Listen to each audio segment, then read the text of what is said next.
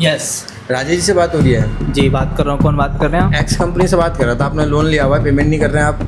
जी, कुछ इशू चल रहा है घर क्या का। इशू चल रहा है बताइए आप? घर का इशू चल रहा है कुछ इशू। क्या घर का इशू चल रहा है?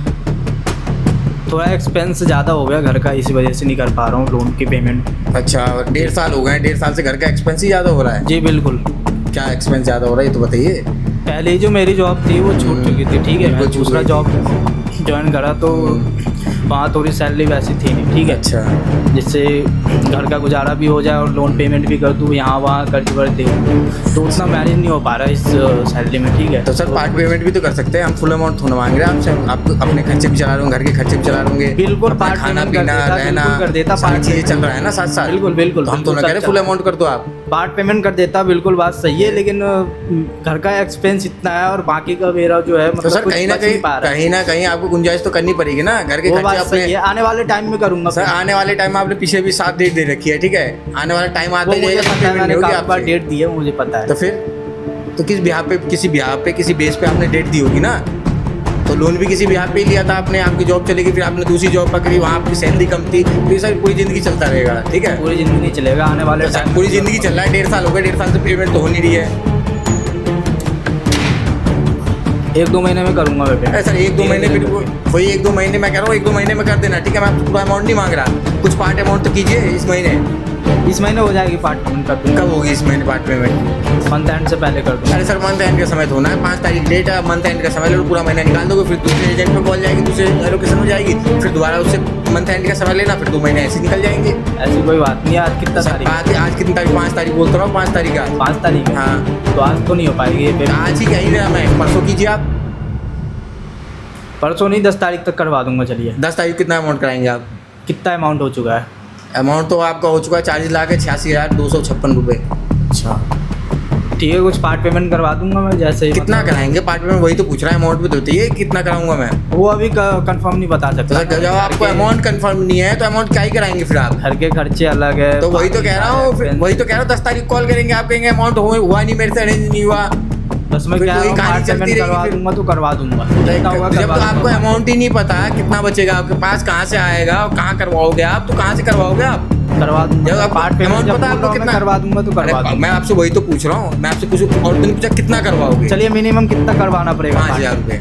चलिए 5,000 रुपये हो जाएगा 10 तारीख से पहले। देख लो सर, जमा दे रहा हूँ 5 तारीख, 10 बिल्कुल, तारीख, बिल्कुल 10 हो तारीख को जाएगी। सुबह कॉल करूंगा 11 बजे, ठीक है। बिल्कुल, 11 बजे कॉल करिए, मत बोला कि इवनिंग में करूंगा, फिर नहीं, इवनिंग से नहीं, रात हो सात- जाएगी और पूरा दिन निकल जाएगा, फिर 12 तारीख को कॉल करनी पड़ेगी। नहीं नहीं नहीं, सैलरी आने वाली है मेरी, 9 तारीख को हो जाएगी, रात तक सैलरी आ जाएगी। अभी आपने 10 बोला, आप 9 पे आ गए। 9 को रात को सैलरी आएगी ना। अच्छा, 10 की सुबह हो जाएगी ना या पेमेंट? बिल्कुल हो जाएगी श्योर। ठीक। हाँ जी हेलो? हाँ जी, बताइए कौन बात कर रहे हैं आप? राजा से बात हो रही है? जी बिल्कुल बात कर रहा हूँ, एक्स बताइए। कंपनी से बात कर रहा हूँ। 5 तारीख को बात हुई थी ना हमारी। जी बिल्कुल बात हुई थी, बताइए। तो सर पेमेंट कर दिया, 5,000 की रिगार्डिंग बात हुई थी कि पार्ट पेमेंट करेंगे आप सुबह मॉर्निंग में। 9 तारीख को आपकी सैलरी आने वाली थी, जी सैलरी तो आई थी रात को। रात को सैलरी आई थी, तो जी। पेमेंट कीजिए अब आप। सुबह खर्च हो गए सारे एक्सपेंस, घर के खर्चे यहाँ वहाँ। यही मैंने चीज़- आपकी सुनिए सुनिए सुनिए मेरी बिल्कुल, बात, बिल्कुल, मेरी बात सुनिए। बताइए। यही चीज़ 5 तारीख को मैंने आपसे बोली थी ना, कि बिल्कुल, बताइए आप बिल्कुल। स्पेसिफिक अमाउंट नहीं बता रहे थे। मैंने आपको बोला था कि आपको अमाउंट का फिगर नहीं पता तो आप क्या ही पेमेंट करेंगे। तो आपने क्या बोला था, मिनिमम कितना पे करना पड़ेगा? मैंने 5,000 रुपये, तो आपकी 5,000 रुपये पेमेंट हो जाएगी। बिल्कुल और याद उसमें है, मैंने मुझे आपसे यही बोला था कि 5 तारीख को 10 तारीख को आप ये मत बोलिएगा कि पैसा नहीं है या खर्च हो गया XYZ। बहाने तो सब पूरी ज़िंदगी चलते रहेंगे। याद है मुझे सर, बोलिए। याद है फिर? याद है तो पेमेंट कीजिए ना। याद है यहाँ के आपसे जोक करने के लिए थोड़ा कॉल किया मैंने। याद है। पेमेंट कीजिए, बस याद है। पेमेंट कीजिए ना, पेमेंट के रिगार्डिंग कॉल की मैंने 10 तारीख को कॉल की। 5 तारीख से लेकर 10 तारीख के बीच में आपके पास कॉल आई है, बताइए आप 10 मुझे। तारीख का टाइम दिया था, मुझे याद है। हाँ, सैलरी भी आई थी हाँ, रात तो को, ठीक है, फिर- लेकिन सुबह खत्म हो अरे गई भैया, सैलरी सैलरी तुम्हारी सुबह खत्म हो गई। सैलरी कहाँ कुएं में चली गई क्या? कुआं बना रखा है, या सैलरी आई और चली गई? किसी भी यहाँ पे डेट दी थी ना कि 10 तारीख को मेरी, सपोज कीजिए मेरी सैलरी 20,000 रुपये आएगी। सैलरी पता था ना आपकी, 20,000 रुपये सैलरी आपकी, या 15,000 रुपये या 28,000 जो भी है अमाउंट, तो आपको फिगर याद था ना। तो खर्चे भी आपको पता थे ना कि मेरे इतने होंगे, 5,000 रुपये अलग कर लूँ, 5,000 इसको लोन में देना है मुझे, 10,000 का राशन लेना है। सर बिल्कुल सब पता था ना, हमने या यहाँ नहीं का पता जो है था? हवा में डेट दी थी। कर रखा था हमने। 5,000 जो है आपका जो पैसा है हमने साइड में रख रखा था, साइड, ठीक वो है? साइड में चला गया फिर, है ना? वो कहीं और चला गया था। कहाँ चला गया? कहाँ, कौन से कुएं में चला गया, बता दीजिए। एक अर्जेंट काम आ गई थी। कौन सा अर्जेंट? हर महीने कौन सा अर्जेंट काम आता है? काम तो होते, कौन सा अर्जेंट काम है वो? हम भी जाने कौन सा अर्जेंट काम है। नेक्स्ट मंथ हो जाएगी सर। अरे नेक्स्ट मंथ अभी कैसे? नहीं हो तुम ये पाएगा। बताओ कौन सा अर्जेंट काम है, ये तो बताओ। काम बताओ सिर्फ मुझे, पैसे साइड हो रहा को काम बताओ। कौन सा अर्जेंट काम था जो तुमने ये सोचा है कि वहाँ दे दूं मैं? कौन सा अर्जेंट काम था? मम्मी की तबीयत खराब हो गई थी या घर में कोई मेडिकल है? सारी चीज़ें नहीं बता सकता। सारी चीजें सर बतानी पड़ेगी ना, ये पर्सनल रही नहीं ना। आपको अपनी इज्जत की इतनी परवाह होती कि सारी चीजें मुझे नहीं बतानी, अपनी चीजें मुझे गोपनीय रखनी है, कॉन्फिडेंशियल रखनी है, तो 10 तारीख को आपको कॉल पे, सिंगल कॉल पे आपको पेमेंट कर देनी चाहिए, तो 5,000 रुपये। तो मैं आपसे इतनी बातें पूछता नहीं, बिल्कुल मुझे पता था, तो पेमेंट कीजिए ना फिर आप। ठीक है, सैलरी भी आई थी, सैलरी भी आई पता था, थी, कोई और इशू आने वाला है। ये लाइन कौन सी बोली आपने पहले? क्या कहते हैं कि मैं सारी चीजें बताना जरूरी नहीं समझता। आप जरूरी है आपका सारी चीजें बताना, सारी चीजें आपको बतानी पड़ेगी। वो मैं नहीं बता सकता, बताना पड़ेगा ना। चलो आप नहीं बता सकते ना, आप नहीं बता सकते ना, घर परिवार वाले रिश्तेदार वाले बताएंगे। कोई बात नहीं, कर लेना, कोई दिक्कत नहीं है, कोई दिक्कत नहीं, वही करेंगे। कोई बात नहीं, कॉल कर लेना। ठीक है, फिर कॉल रखो फिर आप। ठीक है जी। नमस्कार दोस्तों, आज हम आए कलेक्शन के प्रोसेस में, जहाँ पर हम जानेंगे कलेक्शन का प्रोसेस क्या होता है, इसमें क्या वर्क होता है, और अगर आप भी कलेक्शन एजेंट बनना चाहते हैं तो कैसे अप्लाई आप कर सकते हैं और कैसे एक कलेक्शन एजेंट आप बन सकते हैं। तो यहाँ पर हमारे साथ है राजा और राहुल, जो कि बताने वाले हैं उनका डेली का वर्क क्या होता है और कैसे अपने वर्क को ये फिनिश करते हैं by the end of the day.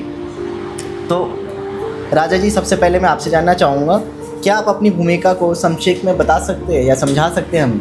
तो हमारा पहला काम ये रहता है कि कस्टमरों को डिटेल्स आती है हमारे पास, ठीक है, उनका डाटा आता है, एक एक कस्टमरों की सारी डिटेल्स होती है, उसमें उनका रेफरेंस डिटेल्स वगैरह, एड्रेस, सारी चीज़ें होती है, आधार नंबर होता है, पैन नंबर होता है, सारी चीज़ें होती है उनके, ठीक है। तो हमारा पहला काम होता है कस्टमर को कॉल करना, ठीक है, क्योंकि उन्होंने लोन ले रखा रहता है, उनका ड्यू डेट भी निकल चुका होता है और ड्यू डेट के टाइम पे पेमेंट नहीं कर पाते, ठीक है। तो वैसे केस आते हैं हमारे पास IDPD के 6 महीने पुराना। DPD होता है जैसे उनका लेट हो गया ना, जैसे 90 DPD, 180 DPD, ये DPD कहते हैं जो मतलब 6 महीना, 9 महीने, 12 महीने पुराना, 180 दिन, 360 दिन, रैंडमली कितने भी दिन। अच्छा, DPD का मतलब जिन्होंने लोन लिया होता है किसी एप्लीकेशन से और वो रिपेमेंट नहीं करते हैं, जैसे जैसे उसका दिन बढ़ता है वैसे वैसे उसे DPD कहते हैं, ठीक है। तो वैसा हमारे पास केस आता है, तो सबसे पहले तो हम कस्टमर को कॉल करते हैं, जो कस्टमर रीच आउट में नहीं रहते हम उसके रेफरेंस को कॉल करते हैं, ठीक है। उसके बाकी बाद अगर वहाँ से भी हमें कुछ इन्फॉर्मेशन नहीं मिल पाता है, कस्टमर कांटेक्ट में नहीं आ पाता है, तो हम जो है कुछ ट्रैक करने की कोशिश करते हैं। एक कलेक्शन एजेंट का रोज़मर्रा का दिन कैसा होता है? बहुत स्ट्रेसफुल रहता है। कई कस्टमर ऐसे मिलते हैं कि सुबह पहली कॉल पे गाली देना शुरू कर देते हैं, वो रात तक देते हैं, ठीक है। और उसके बाद कई ऐसे होते हैं जैसे पर्सनल नंबर से कॉलिंग करी, अब घर गए, वो फ्री हो गए 7 बजे के बाद, अब वो 7 बजे के बाद अलग अलग नंबर से अपने दोस्तों से कॉलिंग करवाते हैं हमारे पास ही, तो बहुत होता है। तो आप कलेक्शन कॉल करने के लिए खुद को कैसे तैयार करते हैं? यार क्या करना, मतलब कैसे माइंडसेट बनाते हैं कि मैं इसको कॉल करूँगा, ये बोलूँगा, बिकॉज आप लोगों को गुस्सा करना होता है कस्टमर को। गुस्सा नहीं करना होता, उसका ट्रैक रिकॉर्ड देखते हैं पास्ट का, कि मतलब इसने डेट दी है, उसने PTP दी है, मतलब कहा है कि मैं इस डेट पे पेमेंट नहीं करूँगा, और उस डेट पे उसने दूसरे एजेंट के साथ भी ये किया है कि उस डेट पे उसने पेमेंट नहीं करी है।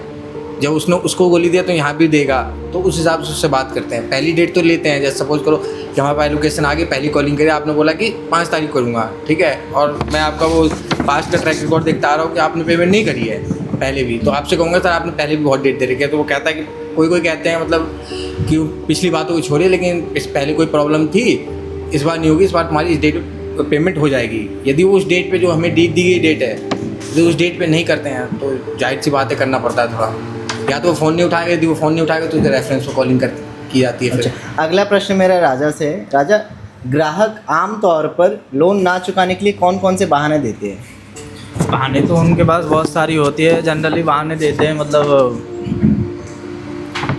घर में पैसा लग गया, इधर लग गया, मेडिकल इशू, ज़्यादातर तो मेडिकल इशू आती है उनके पास, ठीक है, मेडिकल इशू आती है, जॉबलेस, ज़्यादातर तो जॉबलेस की भी आती है, ठीक है। इसलिए देखा जाए जॉबलेस का बहाना मारते हैं, वो जॉबलेस हूँ मैं इतने टाइम से, 6 महीने से, साल भर से जॉबलेस हूँ, का यही बहाना रहता है ज़्यादातर, अप्रोक्सली केस में यही रहता है, जॉबलेस और एक मेडिकल इशू, हॉस्पिटलाइज था, ये वो। अच्छा, अगला प्रश्न मेरा राहुल से है। राहुल, क्या आपने कभी किसी आक्रामक या अभद्र ग्राहक का सामना किया है और आपने ऐसी स्थिति को कैसे संभाला है? रोज़ ही करते हैं, 3-4, कभी नहीं, रोज़ ही करते हैं, 3-4 मिल जाते हैं ऐसे। क्या होता है, गाली गलौज कर नहीं सकते, कॉल डिस्कनेक्ट कर देते हैं, यहाँ तक होता है उससे बात करने का, तो कॉल डिस्कनेक्ट करते हैं, फिर उसके रेफरेंस को कॉल करते हैं, फिर उससे बात करनी तो बेकार है ना, तो करेगा गाली गलौज, उसके रेफरेंस से। ग्राहक किस प्रकार का गुस्सा आप पे करते हैं जब आप कॉल करते हैं तो? गुस्सा किस प्रकार की करता क्या है? बोलते हैं बेसिक? गाली से शुरू करता है वो, ना कंपनी के नाम सुनता ही। पहली बार तो हमसे डील नहीं कर रहा, हमसे पहले भी कई एजेंट से डील करता आ रहा है वो, तो कंपनी का नाम सुनते ही गाली शुरू करता है, गाली बंद करता है बस। फिर उसके बाद फिर कुछ नहीं, हम गाली दे नहीं सकते, फिर कॉल डिस्कनेक्ट करते हैं और रेफरेंस पे कॉल करते हैं उसके, उससे तो बात करनी बेकार है। अच्छा, जब कोई ग्राहक भुगतान करने की स्थिति में नहीं होता है उस समय आप क्या करते हैं? उसे डेट देते हैं जिसकी जेन्युइन मजबूरी है। सपोज कीजिए क्या कहते हैं कि कोई कह रहा है कि मेडिकल इशू है, टांग टूट गया, कुछ भी हुआ घर में, और उसका प्रूफ भी देता है। कई होते देते हैं, कई के पास नहीं होता प्रूफ। जो प्रूफ देता है उसे, और उसका ट्रैक रिकॉर्ड देखते कि पहले भी उसने टाइमली पेमेंट करी हुई है, ठीक है, जब तक लिया था उसने, जेन्युइन मजबूरी है, टाइम देते हैं उसे। ओके, नेक्स्ट क्वेश्चन आपसे, कलेक्शन में आपके सामने आई सबसे मुश्किल परिस्थितियाँ कौन सी रही? सबसे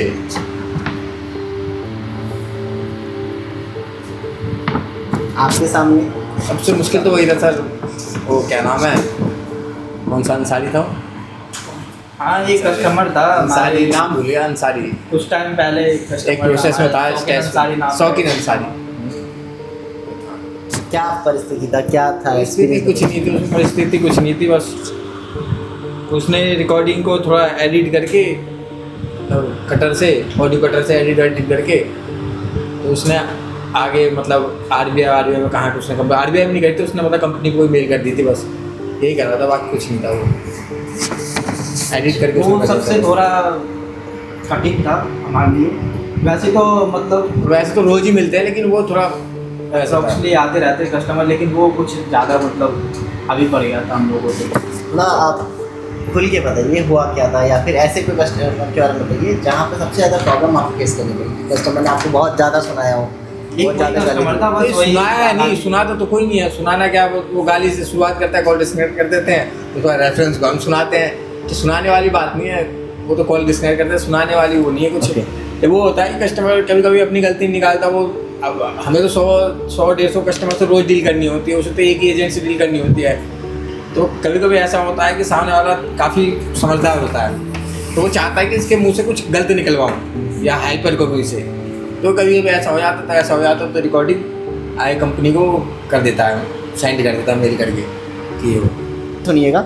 समझ। कलेक्शन प्रक्रिया में काम करने से आपके मानसिक और भावनात्मक स्वास्थ्य पर क्या प्रभाव पड़ता है? प्रभाव बहुत ज़्यादा प्रभाव पड़ता है, ठीक है। मैं इसलिए कह रहा हूँ कि कस्टमर एक तरह के नहीं मिलते, बहुत डिफरेंट टाइप के कस्टमर मिलते हैं। कोई र्यूडली बात करते हुए गाली गलौज तो होती रहती है आमतौर पे, कलेक्शन एंड रिकवरी में तो खास करके रिकवरी में ज़्यादा होती है, ठीक है। तो कलेक्शन और रिकवरी में क्या अंतर है? कलेक्शन एक होता है, उसका एक क्राइटेरिया होता है, वो एनपीए के, जब एनपीए के आउट ऑफ केस चली जाती है, एनपीए हाँ एनपीए होता है, मतलब वो 6 महीने तक रहता है उसमें, ठीक है, उसके बाद रिकवरी पे चले जाती है। NPA not profit asset. तो इसमें मानसिक संतुलन की जो बात अभी चल रही है, तो हमारे ऊपर भी ऐसा ही कुछ होता है, लेकिन हमारा एक वो बन गया है, रिवाज बन गया है, ठीक है, तो हम हैबिट बन गई है। हाँ हैबिट बन गई है, तो हमने उनको हैंडल करना अपना जो है मतलब अच्छे से वो, तो आप लोगों ने सीख लिया ये जो है किसी के साथ भी हो सकता है, कोई नया बंदा आता है जॉब करने, कोई नया एजेंट आता है, तो उसके साथ भी हो सकता है। आपने अपने कलीग्स में देखा तो- किसी को कि उसके ऊपर जो मानसिक प्रभाव बहुत बुरी तरीके से पड़ा हो? क्योंकि जो मैंने यहाँ पर ऑब्जर्व किया है, आप लोगों को बहुत ज़्यादा चीखना चिल्लाना होता है ओवर द कॉल।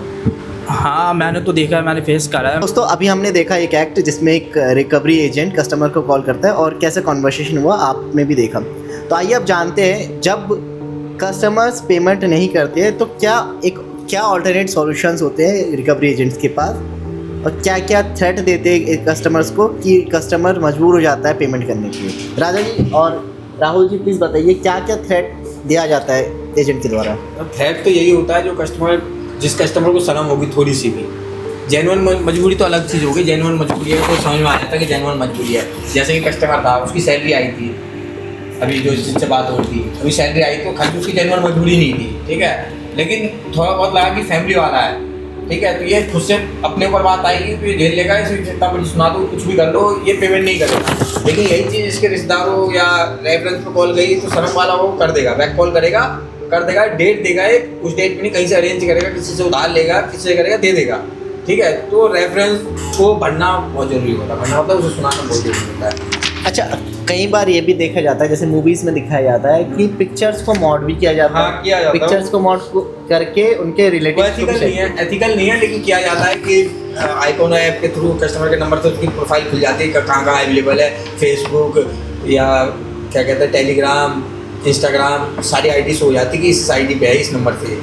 तो वहाँ पे एक्सेस करके और उसके उसमें जाके मतलब उसके फ्रेंड लिस्ट में खोल के मतलब जो है तो उनको उसकी फ़ोटो एडिट करके मतलब AI के ज़माना वो करके भेज देते हैं। कस्टमर को और किस किस चीज़ों से परेशान किया जाता है, हैरेस किया जाता है? हैरेस यही होता है कि बम्पर लगा दो, उसमें OTP और कॉल जाती रहेगी तो परेशान हो रहा होगा, स्विच ऑफ कर देगा। जो जलीली होगा वो तो कहीं से पेमेंट नहीं करेगा, वो जिसके अंदर शर्म ही नहीं हो तो कहीं से नहीं करेगा वो।